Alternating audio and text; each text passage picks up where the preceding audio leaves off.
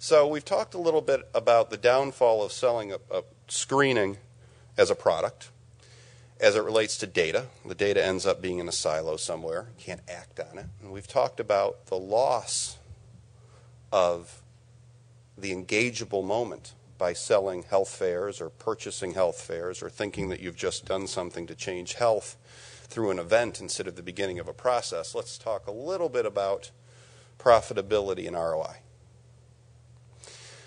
So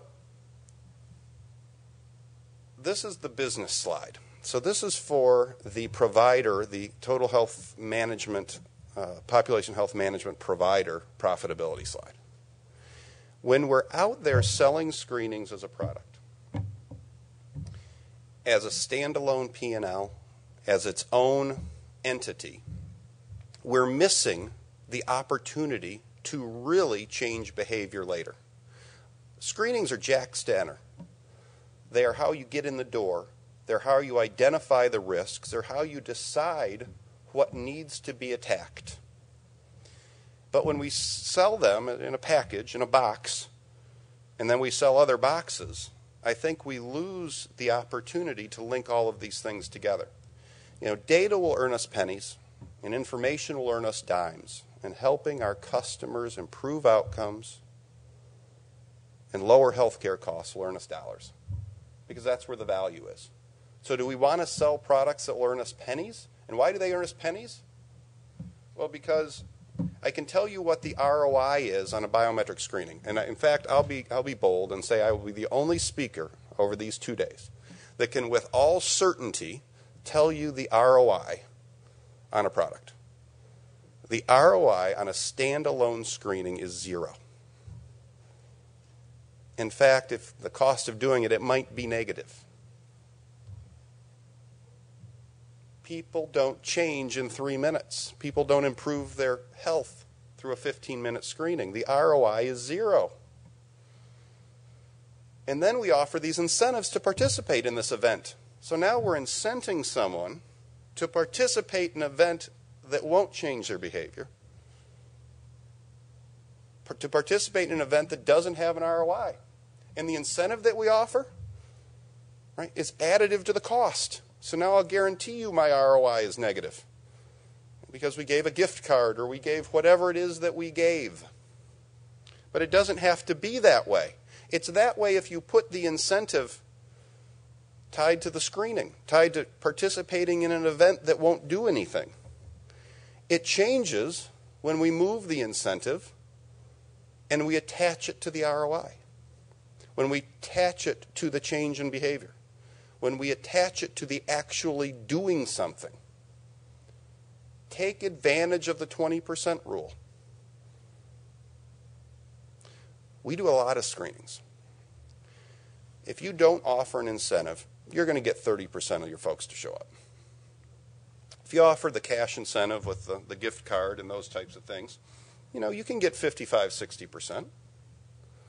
If you use your 20% rule, and you don't even have to use all of it, but if you really tie the incentive to not participation, but to actual engagement in taking action, in entering that program, in taking the results to the physician, in acting upon it and actually having health improvements, you'll have participation over 95%. We see it all the time.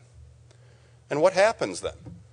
The incentive now, built into your benefit design, built into your insurance design, is now making the incentive not additive to your cost, but is actually helping you with your cost shifting.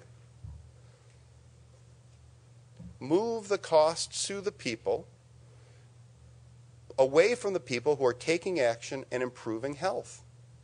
You know, think about incenting the people not just to show up, but to actually do something about it. And you know, programs today, they're in place. It's not that we're punishing people for not being successful. We're punishing people for not trying, for not taking action.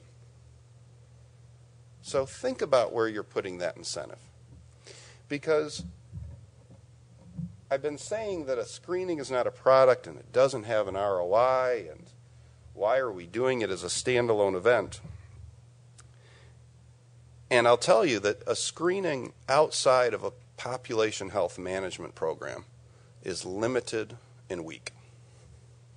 But I'm just as convinced that a population health management program without access to this kind of data and this type of an engageable moment is as limited and weak. So it's not that a screening doesn't make sense. It's not that this data isn't necessary. It's not that this form of engagement isn't valid. It's that those things don't exist in a vacuum. None of you would go buy adhesive, but you would go buy Post-it notes. None of you would go buy a chip, but we all use computers. So don't go out and sell or buy a screening. Implement total population health management. Access this form of data you can't get anywhere else. Capitalize on this engageable moment that you can create with up to 95% of your participants so that you can target your program, stratify your risk, establish a baseline, and measure your improvements. That's how we need to view this. That's how total population health management becomes a reality.